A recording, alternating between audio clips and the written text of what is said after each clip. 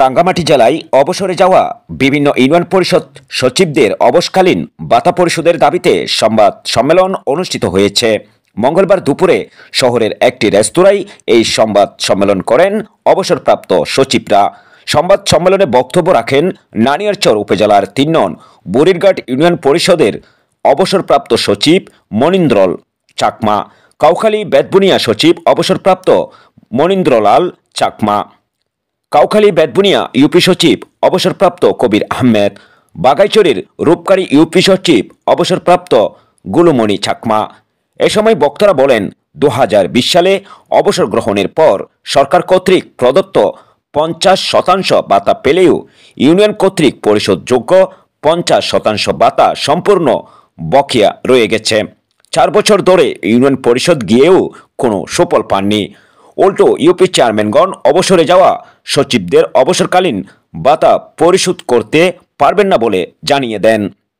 বক্তারা আরও অভিযোগ করে বলেন, ভূমি হস্তান্তরের সময় স্ব ইউনিয়ন পরিষদকে 1% কর প্রদানের সরকারি নির্দেশনা থাকার পরেও জেলা প্রশাসন তা পরিশোধ করছে না। 1% কর ইউনিয়ন পরিষদগুলোকে পরিশোধ করা হলে অবসরে যাওয়া সচিবগণ তাদের বকেয়া ভাতা নিতে পারবেন। সংবাদ সম্মেলন থেকে কর পরিশোধের জন্য প্রয়োজনীয় পদক্ষেপ গ্রহণেরও দাবি জানানো হয়।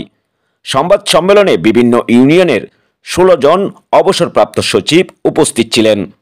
সরকার প্রধান উপদেষ্টার কাছে এবং আমাদের সংশ্লিষ্ট আমাদের কর্তৃপক্ষ জেলা প্রশাসক মহোদয়ের কাছে এবং আমাদের উপপরিচালক মহোদয়ের কাছে যদি আপনারা এই বিষয়গুলো যদি আমরা তুলে ধরতেন, তাহলে অন্তত আমরা বৃদ্ধ বয়সে আমরা দুমুতো কিন্তু দুবেলা ভাত খেতে পেতাম, মানে কিছু আমাদের করতে পারতাম। অসুখ বিসুখের যে খরচ আমাদের চলে, এই খরচগুলো হয়তো আমরা করতে পারতাম।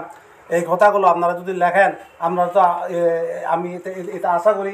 সেজন্য থেকে বিভিন্ন ইউনিয়ন পরিষদের অবসরপ্রাপ্ত সচিবগণ হই। আমাদের ডাকে আপনারা সাংবাদিক ভাইরা আসছেন। আমাদের দাবি হলো, ইউনিয়ন পরিষদের অংশ থেকে আমরা চাকরি শুরু থেকে শেষ পর্যন্ত কিছু কিছু বেতন পাইয়ে চাকরি শেষ করিয়েছি।